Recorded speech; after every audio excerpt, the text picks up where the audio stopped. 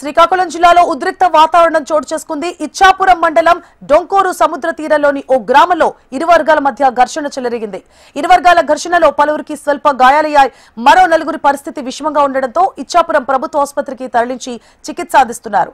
సమాచారం అందుకున్న పోలీసులు ఘటనా స్థలానికి చేరుకుని పోలీస్ పికెట్ ఏర్పాటు చేసి 144 సెక్షన్ విధించారు పోలీసులు.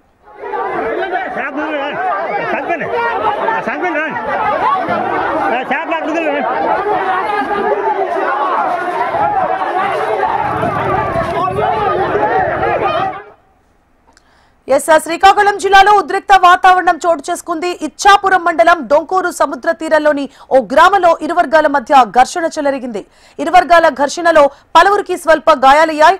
మరో నలుగురి పరిస్థితి విషమంగా ఉండడంతో ఇచ్చాపురం ప్రభుత్వ ఆసుపత్రికి తరలించి చికిత్స అందిస్తున్నారు. సమాచారం అందుకున్న పోలీసులు ఘటనా స్థలానికి చేరుకొని పోలీస్ పికెట్ ఏర్పాటు చేసి 144 సెక్షన్ విధించారు.